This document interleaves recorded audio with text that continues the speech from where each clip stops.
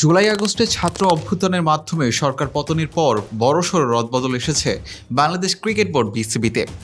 দেশের সংস্কারের প্রভাব পড়েছে এবং পরিবর্তনের হাওয়া লেগেছে বোর্ডে। সভাপতির চেয়ারটাকে নিজের সম্পত্তি বানিয়ে ফেলা নাজমুল হাসান পাপনের পদত্যাগের পর বিসিবির নতুন সভাপতি হয়েছেন সাবেক ক্রিকেটার ফারুক আহমেদ। নতুন দায়িত্ব গ্রহণের পর খুব বেশি সময় পাননি। এদিকে দরজায় কড়া নাড়ছে বাংলাদেশ প্রিমিয়ার লিগ বিপিএলও। দেশের রাজনৈতিক পরিস্থিতির কারণে বিপিএল নিয়ে শঙ্কা দেখা দিয়েছে। বিপিএলে ফ্র্যাঞ্চাইজির মালিকগুলোর সন্ধান পাওয়া যাচ্ছে না। শুধু আয়োজনই নয়, একটা লিগ শুরু করার আগে থাকে নানামুখী চ্যালেঞ্জ, ড্রাফট থেকে শুরু করে ফ্র্যাঞ্চাইজি ব্যবস্থাপনা।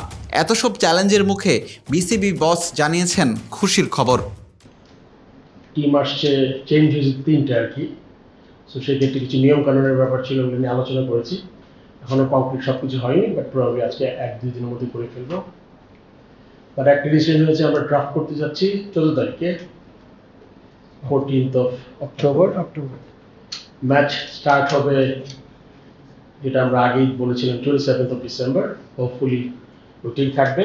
প্রতিবারই বিপিএল নিয়ে আলোচনার চেয়ে সমালোচনায় বেশি হয়ে থাকে। নেতিবাচকতাকে তোয়াক্কা না করে বেশ আগেভাগে দেশের এই ঘরোয়া আসরকে ঘিরে পরিকল্পনা সাজিয়েছে ক্রিকেট বোর্ড। আর গুঞ্জন ছিল কুমিল্লা ভিক্টোরিয়ান্স সহ বেশ কয়েকটি দলই নতুন মৌসুমে থাকছে না।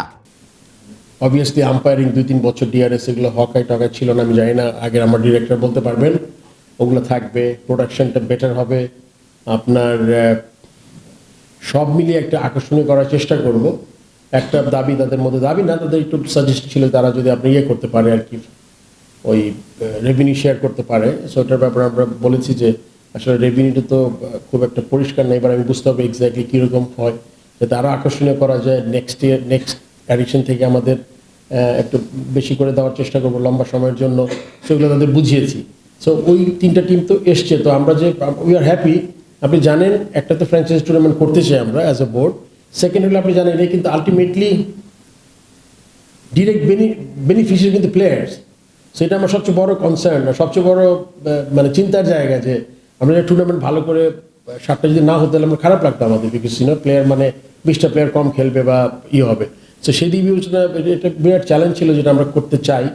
এবং আপনি জানেন যে দেশের অবস্থা, ফাইন্যান্সিয়াল ইনস্টিটিউশনগুলো, মানে লাইক বিজনেস হাউসগুলোরও ইকোনমিক জিনিসগুলোর পরে, তারপরে যে আমরা মানে এখনও 100% শিওর না, বাট আমরা করতে খুব মানে ক্লোজ হয়ে গেছি যেটা করার মতো করে। সো সেই জন্য মানে আমার মনে হয় টুর্নামেন্ট হলে ভালো হবে।